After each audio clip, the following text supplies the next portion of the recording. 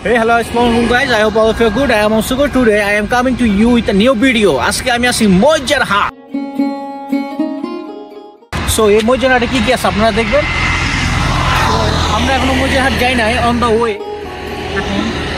যদি আমি চার পাঁচটা দেখাই, একদম কানি কানি জায়গা।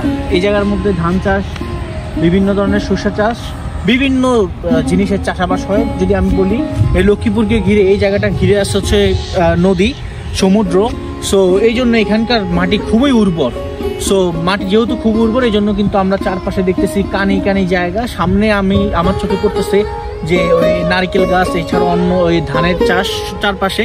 আপনারা দেখতে থাকেন, আমরা দেখাবো এই জায়গার মধ্যে কি চমৎকার জায়গা, সাথে নদী, সমুদ্র, সব কিছু এখানে একসাথে মিলে আমরা বলতে পারি একটা প্রাকৃতিক সম্পদ ঘিরে আছে লক্ষ্মীপুরের মজি চৌধুরীর হাট। এবং এই যে বাইকে করে আমরা আসছি, আমার এখন ঠান্ডা লেগে গেছে প্রায়, কারণ বাইকের যে ঠান্ডা বাতাস, আমার শরীরের চোখ দিয়ে পানি পড়া, অবস্থা খুবই খারাপ বলতে পারি।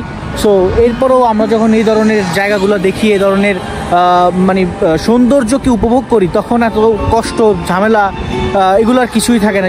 দেখতে থাকি, আমরা এখনো মজি চৌধুরীর হাটে পৌঁছাইনি। পৌঁছানোর পরে কিন্তু আমরা আরো সুন্দর ভিডিও পাবো।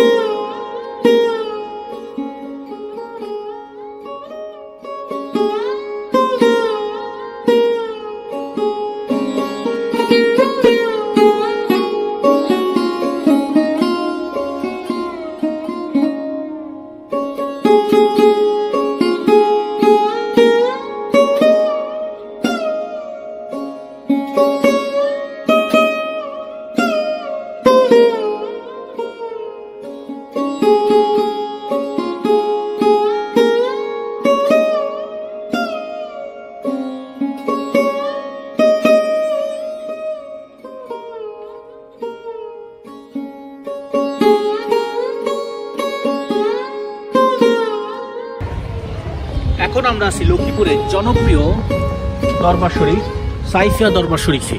যদি দরবার শরীফটা আমি ঘুরে দেখাই, খুব চমৎকার ভবন। এবং এই দরবার শরীফের যদি আমি বলি, খুবই জনপ্রিয় লক্ষ্মীপুরের মধ্যে, শুধু লক্ষ্মীপুর নয়, পুরো বাংলাদেশের মধ্যে খুব জনপ্রিয় একটা দরবার শরীফ ছিল সাইফিয়া দরবার শরীফ।